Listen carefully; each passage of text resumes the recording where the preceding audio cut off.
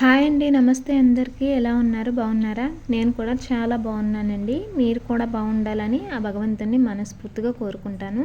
మేము చిన్న పని మీద కైకలూరు వెళ్ళామండి. మాకు ఏ చిన్న పనులున్నా కైకలూరు వెళ్ళాల్సిందే. ఎందుకనంటే మాది పల్లెటూరు కాబట్టి ఇక్కడ దగ్గరలో ఏమీ ఉండవు. ఏదన్నా షాపింగ్ చేయాలన్నా ఏదన్నా తెచ్చుకోవాలన్నా మేము కైకలూరే వెళ్ళాలండి. ఇదైతే మా ఊర్లోనే తీసానండి. వచ్చేటప్పుడు మాకు పంట పొలాలు ఎక్కువగా ఉంటాయి, అలాగే చెరువులు కూడా ఉంటాయండి. నేను వెళ్ళేటప్పుడు తీయలేదండి, కుదరలేదని. వచ్చేటప్పుడు మాత్రం సిటీ వాళ్ళు చాలామంది ఇక్కడికి వచ్చి ఇన్స్టాగ్రామ్ రీల్స్ వీడియోస్ చాలా చేసుకుంటారు, ఎందుకంటే వ్యూ చాలా బాగుంటుందని. ఒకసారి నేను మీకు ఆ పొలాలన్నీ వీడియో తీసి పెడతానండి ఖాళీగా ఉన్నప్పుడు వెళ్ళి. ఇప్పుడైతే మేము ఇంటికి వచ్చేసాము.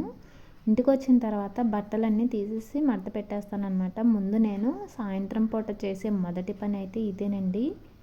మెయిన్ బట్టలు తీసి మడత పెట్టుకుంటే మనకి అంత పెద్ద పని ఉన్నట్టు అనిపించదు. ఈ మధ్యన ఎండ కూడా సరిగ్గా రావడం లేదు కదండి. తుఫాన్ అన్నారు కానీ మాకు తుఫాన్ ప్రభావం అయితే అంత ఎక్కువగా లేదు. ఫస్ట్ టైం వచ్చినప్పుడు ఉంది కానీ ఈ సెకండ్ టైం తుఫాన్కి అంత ఎఫెక్ట్ ఏం లేదనమాట. ఒకరోజు మాత్రమే వర్షం పడింది, తర్వాత నుంచి మొత్తం మబ్బు మబ్బుగా ఉంటుందండి. ఇక నేను మీకు మా బయట వాకులు అయితే చూపించలేదు కదండి, కేవలం లోపల మాత్రమే తీసానమాట ఇప్పటి వరకు. ఇప్పుడైతే బయట కూడా చూపిస్తాను రండి. ఇది మెయిన్ రోడ్డుకి దగ్గరగానే ఉంటుందండి. ఈ పక్కన నేను చెప్పాను కదా మీకు, ఇటువైపు నుంచి అన్నీ వెళ్తాయి. హైవే రోడ్ కూడా ఇదేనండి. కాకపోతే మా ఇంటి దగ్గరలో వచ్చేసి ఈ పక్కన ఇల్లు ఉంటాయి కానీ ఆ పక్కన ఒకే ఒక ఇల్లు ఉంటుందండి. ఆ వైపున ఈ బార్ నుంచి ఆ బార్ వరకు ఆ ఒక్క ఇల్లే ఉంటుంది అనమాట. మిగతా అన్ని చెరువులేను. ఆ చెరువుల తర్వాత అటువైపు అయితే పొలాలు ఏం లేవండి. పొలాలన్నీ ఈ సైడ్నే ఉన్నాయన్నమాట. ఇటువైపుకి అయితే అస్తమానం మనం రాం కదా, ఎంట్రన్స్ కాబట్టి వచ్చేటప్పుడు వెళ్ళేటప్పుడు మాత్రమే వస్తామండి బయటికి. మిగిలినప్పుడు ఉట్టప్పుడు అయితే బయటికి రామన్నమాట. ఇంక ఇదైతే సాయంత్రం పూట తీసింది కాబట్టి కొంచెం మీకు మబ్బు మబ్బుగా కనబడుతుంది. ఎందుకనంటే శీతాకాలం కదా, కొంచెం తొందరగా చీకటి పడిపోతుంది కదా, అందుకేనండి. ఇక ఇవన్నీ చెట్లే ఉంటాయి. ఈ పక్కన కూడా చెట్లు చాలా ఉండేయండి. మొన్న మధ్యన డ్రైనేజీ పంచాయతీ వాళ్ళు అయితే మొత్తం కొట్టించేసారండి చెట్లు. చాలా పెద్ద పెద్ద చెట్లు అయితే ఉండేవి. ఇక ఆ ఇంట్లో ఎవరుంటున్నారో మనకైతే తెలియదండి, ఎందుకంటే మేము కొత్తగా వచ్చాం కదా. కొత్తగా అంటే మా ఊర్లోనే, కానీ మనకి ఇంటి పక్కన వాళ్ళే సరిగ్గా తెలీదు. ఇంకా అవతల వాళ్ళు యువతల వాళ్ళు ఎలా తెలుస్తారు. మనం మాట్లాడుకోవడానికైనా ఎవరు ఉండరనమాట. ఇక మా జిమ్మీ గారు చూసారా ఎలా తిరుగుతున్నాడో బయటకు తీసుకెళ్ళానని చెప్పేసి. ఈ కుక్క పిల్లని అయితే రీసెంట్గా ఒక 10 days ముందే తెచ్చామండి.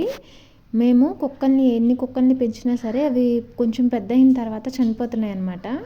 ఇక ఎందుకు అనవసరం కుక్కలు మన దగ్గర కలవలేదేమో, పోనీ వద్దులే అనుకున్నాము. బేసిక్గా అయితే నేను మా ఇంటి దగ్గర నుంచి మా పెళ్ళైన తర్వాత తెచ్చుకున్నానండి కుక్కని. అది 10 సంవత్సరాల వరకు ఉందన్నమాట. తర్వాత దానికి కొంచెం హెల్త్ బాగోక చనిపోయింది. ఇక ఆ తర్వాత నుంచి ఏ కుక్క పిల్లని తెచ్చుకున్నా సగం వయసు వచ్చేంత వరకు మాత్రమే ఉంటున్నాయి అన్నమాట. తర్వాత నుంచి చనిపోతున్నాయి. ఇదైతే 10వ కుక్క. ఇక ఎందుకులే వద్దని చెప్తే మా పిల్లలేమో అస్సలు వినరు, కుక్క కావాల్సిందే అని ఏడుస్తారనమాట.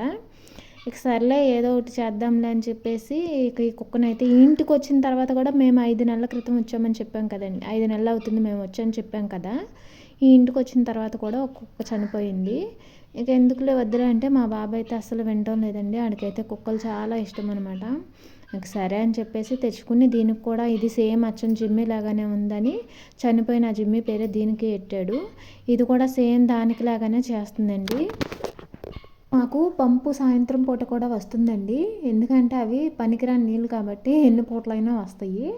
మాకైతే నీళ్ళ కరువు అస్సలు ఉండదండి. వేసవకాలం వచ్చినప్పుడు మాత్రమే, అదైనా ట్యాంక్కి కడుగుతారు కదా చెరువు, అప్పుడు మాత్రమే మాకు పంపు అయితే రాదనమాట. ఇక అలా నీళ్ళు అవసరమైతే పట్టుకుంటానండి, డైలీ పట్టుకోను. ఎందుకంటే మార్నింగ్ నీళ్ళు ఎక్కువ వాడకం ఉండదు కాబట్టి మాకు, నేను కూడా పెద్దగా వాడకం చేయను నీళ్ళు. ఇక పొద్దున పట్టుకునే సరిపోతాయి, కానీ ఒకవేళ చాలకపోతే నేను సాయంత్రం కూడా పట్టుకుంటాను.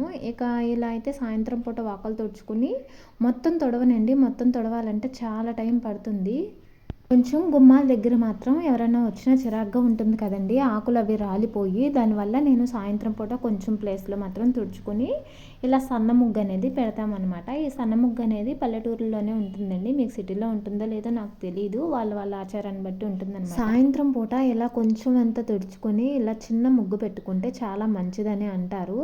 నేనైతే వీళ్ళని చూసి నేర్చుకోవడమే కానీ మనకైతే తెలియదండి. మాకు సిటీలో కాబట్టి మేము అలా సన్న ముగ్గులు వేసేవాళ్ళం కాదు. మార్నింగ్ వేసి మళ్ళీ సాయంత్రం పూట వేసేవాళ్ళం అనమాట. కానీ ఇక్కడికి వచ్చిన కాడి నుంచి ఇది కూడా అలవాటు అయింది నాకు. ఎప్పుడు ప్రతిరోజు ఇలాగే చేస్తానండి. మార్నింగ్ పెద్ద ముగ్గు వేసుకుని సాయంత్రం చిన్న ముగ్గు అయితే పెట్టుకుంటాను. అసలు సన్న ముగ్గు అనేది ఇదండి. ఇలా చంద్రుడి నెలవంక వేసుకుని స్టార్స్ అనేవి ఇలా వేస్తారండి. ఇది అసలైన సన్న ముగ్గు. కాకపోతే ప్రతిరోజు ఇలాగే వేయం కదా, నేనైతే డిజైన్స్ కూడా చిన్న ముగ్గులాగా వేసేసుకుంటాను. ఇక ఇదంతా అయిపోయిన తర్వాత మొత్తం తుడిచి పోగు ఎత్తి పెడతాం కదండి చెత్త, అదంతా 4 రోజులకు ఒకసారి ఇలా పోగవుతుంది. అప్పుడు మాత్రం దీన్ని ఇలా మంట పెట్టేసుకుంటాను. పెద్ద ప్లేస్ ఉంది కాబట్టి చెత్త బయట వేయాల్సిన అవసరం లేదండి, మాకు దొడ్లోనే వేసేసుకోవచ్చు. కాకపోతే 4 రోజుల కన్నా ఎక్కువగా ఉంటే మొత్తం కుక్కలు, కాకులు, కోళ్ళు, ఇవన్నీ కోళ్ళు అయితే మాకు లేవండి, చుట్టుపక్కల ఉంటాయి కదా, వచ్చేసి పాడు చేసేస్తాయి అనమాట. మనకి చిరాగ్గా ఉంటుంది కదా. ఇక నేనైతే 4 రోజులకు ఒకసారి అలా పోగు పెట్టి పోగైతే మంట పెట్టేసుకుంటాను. ఇలా అయితే కొంచెం నీట్గా ఉంటుంది కదా దొడ్డు కూడా, ఇక అందుకని అలా చేస్తానండి. ఇక ఈ పనులన్నీ అయిపోయిన తర్వాత నేనైతే ఫ్రెష్గా చేతులు కాళ్ళు కడుక్కుంటానండి. అలా కడుక్కున్న తర్వాత వంటకి సంబంధించిన పనులు అయితే నేను చేసుకుంటాను అనమాట. ఈరోజు సాయంత్రం పూట పప్పు 2 రోజుల నుంచి వండుకుందామని చూస్తున్నామండి, కానీ కుదరడం లేదు. సరే అని చెప్పేసి ఇక ఈరోజు పప్పు అయితే వండుతున్నాను. కన్నా ముందు పొయ్యిలోకి కావాల్సిన పుల్లలన్నీ తెచ్చి పెట్టుకుంటానండి. ఎందుకంటే సాయంత్రం పూట స్నానాలు చేస్తారు కదా పిల్లలు, ఆ స్నానాల కోసం నీళ్ళు కాయాలి కాబట్టి నేను పుల్లలు ఇలా తీసుకొని జాగ్రత్త పెట్టుకుంటాను.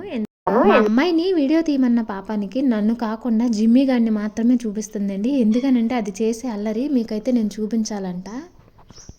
ఇలా పప్పు కానీ చికెన్ కానీ లేదా ఏదైనా నాన్ వెజ్ కూరలు వండినప్పుడు మాత్రం నేను పొయ్యి మీద చేస్తానండి, గ్యాస్ మీద అయితే చేయను. ఎందుకనంటే పొయ్యి మీద చేస్తే టేస్ట్ కూడా వేరేగా ఉంటుంది, అలాగే తొందరగా కూడా అయిపోతుందండి. నాకు పొయ్యి మీద పని అయితే గ్యాస్ మీద అయినంత స్లోగా ఇక్కడైతే అవ్వదు, చాలా ఫాస్ట్గా పని అయిపోతుంది. అందుకనే నేను పొయ్యి మీద పెడతానండి.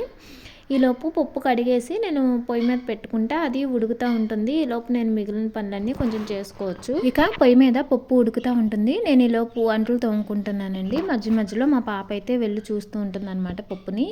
ఇక ఈ అంట్లు కూడా తోమేసుకుంటే నాకు సగం పని అయిపోతుందండి. ఇక కేవలం వంట పని మాత్రమే ఉంటుంది. నేను ఈ పనులన్నీ 3:30 కల్లా స్టార్ట్ చేయాలండి, లేకపోతే చీకటి పడిపోతుంది అనమాట. పగలు మాత్రమే మా ఇల్లు చూశారు కదా, నైట్ టైం మా ఇల్లు ఎంత భయంకరంగా ఉంటుందో నేను మీకు పార్ట్ 2లో చూపిస్తానండి. ఇదైతే పార్ట్ 2 కూడా ఉంది. ఎందుకనంటే మొత్తం ఒకే వీడియోలో పెడుతుంటే లెంత్ ఎక్కువయ్యి మీరు చూడడానికి కొంచెం ఇబ్బందిగా ఫీల్ అవుతున్నారని. నైట్ టైం మా ఇల్లుని చూస్తే అసలు మీరు ఇంట్లో ఎలా ఉంటున్నారా అని అడుగుతారు మీరు. పగలు ఎంత అందంగా ఉంటుందో రాత్రిపూట అంత భయంకరంగా ఉంటుందండి. ఇక నేను పప్పులో వేయడానికి కొండపిండు రాకని తీసానండి, అదైతే మా దొడ్లోనే ఉంది. అది తింటే కిడ్నీలో రాళ్ళు కూడా కరిగిపోతాయంటండి. అసలు అది ఎలా వండాలి, ఎలా ఉంటుందనేది నేను మీకు నెక్స్ట్ వీడియోలో చూపిస్తాను. కిడ్నీలో రాళ్ళు లేని వాళ్ళు కూడా తింటే రాళ్ళు పడవండి, రాళ్ళు ఉన్న వాళ్ళు తింటే కరిగిపోతాయంట. చాలా హెల్త్ బెనిఫిట్స్ అయితే ఉన్నాయండి.